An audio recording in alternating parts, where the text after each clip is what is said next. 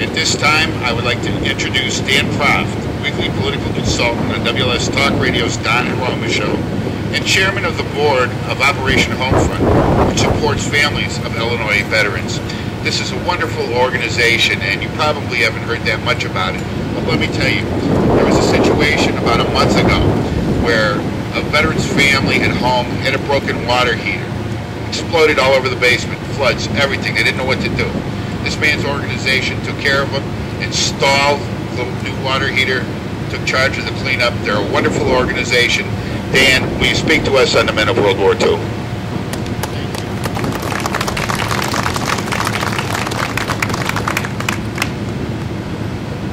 Harry Truman once said that there's nothing new in this world, it's just a history we don't know. The one thing history teaches us is that nothing is inevitable. The spirits of Washington's men at Valley Forge could have been broken during the winter of 1778, but they endured and they fought on, all the way to Yorktown and to the British surrender 5 years later. In the fall of 1862, our more perfect Union appeared to be breaking in two. But by halting Robert E. Lee's invasion of Maryland at Antietam, the Union Army gave President Lincoln the victory he needed to issue the Emancipation Proclamation, a decisive turning point in the Civil War, and in America beginning to live up to her promise of freedom for all men. The winter of 1944, a few months after the successful breach at Normandy, 500,000 American soldiers, perhaps some here today, confronted the last desperate offensive of the Third Reich. They would be surrounded at Bastogne. Surrender they would not.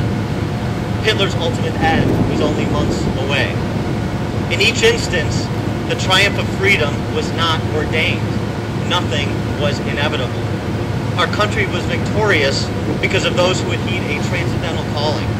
Our country is free because of those who would subordinate their dreams to defend individual freedoms that may be God-given in theory, but have always been hard-won in practice. Our country thrives because of those who believed in their duty to confront evil and stare down hatred. In fact, our country only exists today because of young men like Nathan Hale, whose famous singular regret was that he had but one life to lose for his country. In every instance, standing against every mortal threat for 233 years have been the men and women of the United States Armed Forces to sound the trumpets of freedom. Their love of country has sometimes ashamedly gone unrequited. But no matter how many times our soldiers were underfunded in battle or under-rewarded at home, they have steadfastly served as exemplars for what America is and should always be.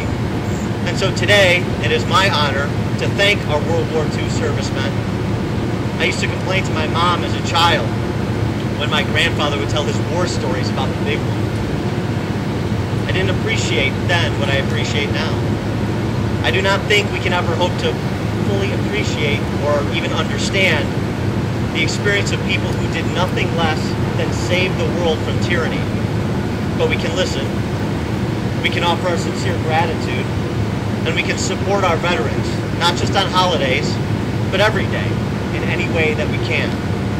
For the history of our World War II servicemen is, of course, so much more than Grandpa telling his war stories. It is our collective history, and we have a duty to honor our history so that it is instilled in the hearts and minds of succeeding generations of Americans. So again, I want to thank our World War II servicemen and all our military men and women, not just for their service, but for forming the soul of the greatest nation the world has ever seen. Thank you, and God bless you.